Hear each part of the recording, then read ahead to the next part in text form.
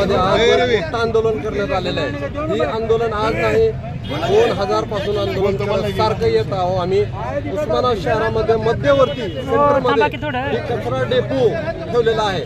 ह्याला कोणता ठराव घेतलेला नाही, काय घेतलेलं नाही, असंच त्यांनी हे कचरा डेपो इथं टाकलेला आहे। आणि उस्मानाबाद शहरामध्ये सेंटरमध्ये असल्यामुळे उस्मानाबादच्या सगळ्या लोकांना ह्याचा त्रास होत आहे।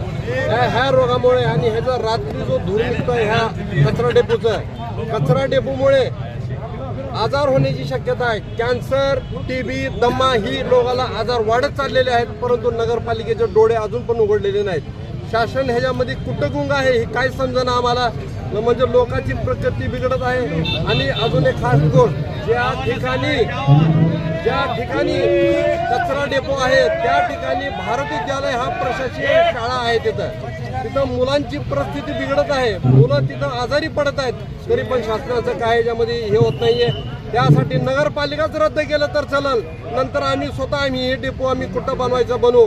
हा नगरपालिका कोणतं बी आणि प्रशासन ह्याच्यावर कोणती बी काळजी घेत नाहीये।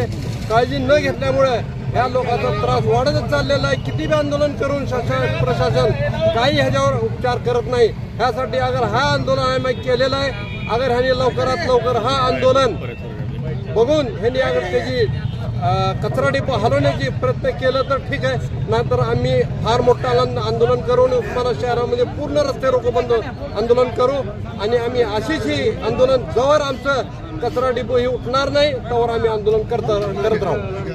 डेपो हलवण्यासंदर्भात आम्ही ह्याच्या आधी पण आंदोलन केले। कचरा डेपो नगरपालिकेमध्ये टाकल्यानंतर आम्हाला आश्वासन दिलं की त्या कचरा डेपोवरचं प्रक्रिया करून तो कचरा कमी कसा करता येईल त्यांनी बघतो म्हणजे ते, परंतु करोडो रुपये खर्च करून नगरपालिकेने त्याच्यावर त्यातनं आउटपुट काहीच येत नाही। तो पैसा कुठं जातो मुख्याधिकारी साहेबाला तुम्ही विचारावा आणि होणाऱ्या नागरिकांचा जो अन्याय आहे ते थांबवा नगरपालिकेने। आंदोलनाची पुढली रणनीती काय?